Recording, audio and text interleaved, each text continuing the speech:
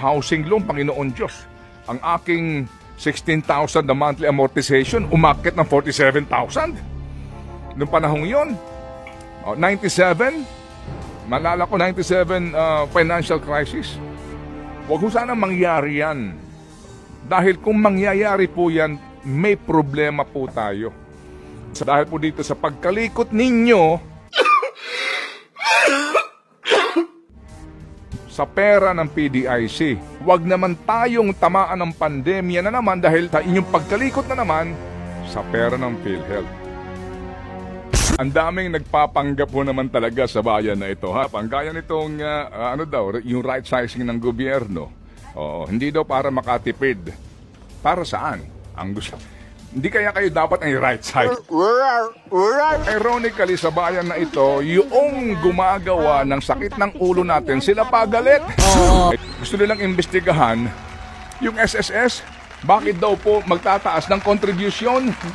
Taas ka ng kilay ko eh. Nung nabasa ko eh. Papogi na naman eh. Itatawag sila ng investigasyong para daw alam ba't kayo magtataas ng contribution? Parang sa PhilHealth din. Ba't kayo nagtaas ng contribution? Pag mumumurahin niya naman yun sila, pahihiyain nyo na naman sila.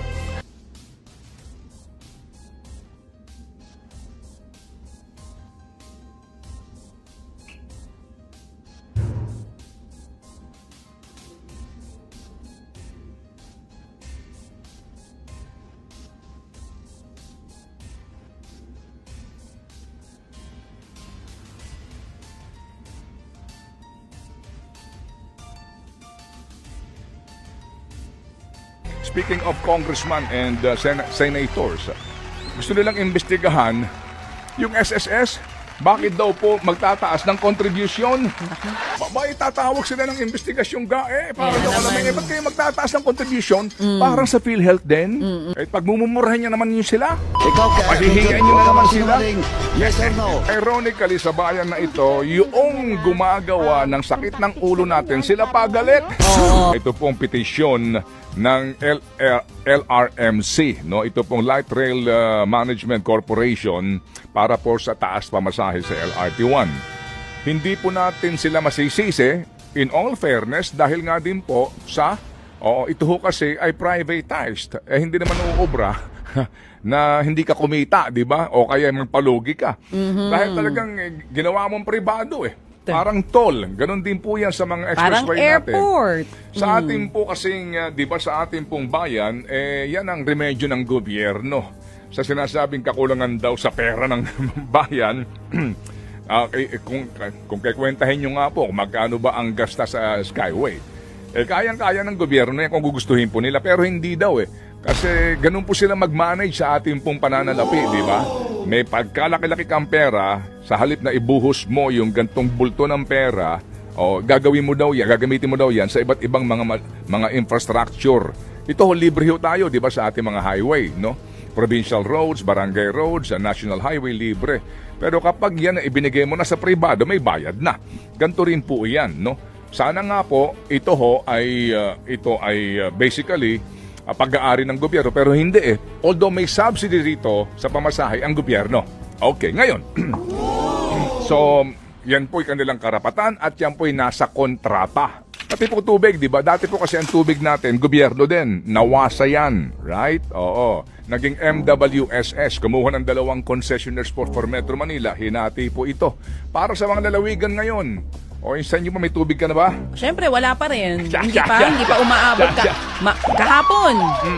Bandang hapon, biglang nawawala nang walang abiso. Shout out, Prime Water. Itong mga ganito pong uri ng mga utilities nga, may bayad kasi nga po privatized. Ang tanong lang dito, yung kanilang gustong singilin, makatarungan ba? Yeah. Yung bang kanilang gusto pong singilin na dagdag na pamasahe, sakto ba naman na hindi naman sobra-sobra? So mayroon po ngayong public hearing. Opo, at sa public hearing na ito, pakikinggan daw ang posisyon ng iba't ibang sektor. Ngayon po, meron tayong panayam dito. Malamang pulaan nyo yung ating mga kapanayam at sabihin po naman ninyo ng mga komunista. Laging ganon. Hindi pa. Yung mga sinasabihan nyo ng komunista, silang laging nakikipaglaban sa kapakanan ng bayan.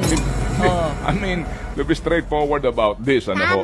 Sino ho ang tatayo na naman doon para po kontrahin ito sa punto ng pag-aaral nila mismo? Hindi naman ito kananang-kanala na may masabi lang. O may matuligsa lang, di ba? Kumbaga, mema lang, di ba? May masabi lang hindi maganda. Yes, Yun kasi madalas ang sinasabi ng ilan, puro naman negatibo, puro kritisismo. So dito po sa kanilang pag-aaral nga, ang pinakatatamaan dito, yung sumasakay po sa LRT1, na short distance lang ng mga pasahero because basically, halos 9 pesos ang idadagdag sa bawat sakay mo. 8.65, no? Okay? So, mamaya ating aalamin anong kanilang magagawa dito dahil at the end of the day, yung bang party list na binoto mo, yung bang congressman mo na binoto mo, sino ba kukontra dito? Hindi, malamang. Di ba sino? Itong grupong ito. Sila na naman. Bigyan natin ng pagkilala sila. Ngayon, speaking of congressman and senators, gusto nilang imbestigahan yung SSS. Bakit daw po magtataas ng contribution? Taas ka ng kilay ko eh. Nung nabasa ko eh. Ha? Papogi na naman eh. Babay, tatawag sila ng investigasyon para daw alam ba't kayo magtataas ng contribution? Parang sa PhilHealth din. Ba't kayo nagtaas ng contribution? Pag mumumurahin niya naman yun sila. Pahihiyain nyo na naman sila. Sa totoo lang mga kapatid, tanungin mo SSS ngayon, tanungin mo ang Malacanang ngayon, ang sagot sa iyo, batas yan Ikaw eh. Ironically, sa bayan na ito, yung gumagawa ng sakit ng ulo natin, sila pagalit. Oo. Kaya pag ako pinatawag, pag natuloy yung hearing na yan, ang sasabihin ko, SSS. di ba isa ka sa mga nag-approve nitong batas na pinag-uusapan natin ngayon? Alam niyo, Ibabalik ko talaga, sa kanya ang sagot. Di ba kasama ka ba dyan? Ang daming nagpapanggap po naman talaga sa bayan na ito. Ha? Where are your husband? Ang gaya nitong, yung right sizing ng gobyerno. Oo, hindi daw para makatipid. Para saan? Ang gusto. Hindi kaya kayo dapat ay right size? Hoy! Talaga naman ng Panginoon, ba't ko kami ganito? Ba't ko kami binigyan ng mga leader ng ganito? Ngayon, dami ng hybrid eh. Di ba? Hybrid ng mga taong gobyerno, di ba?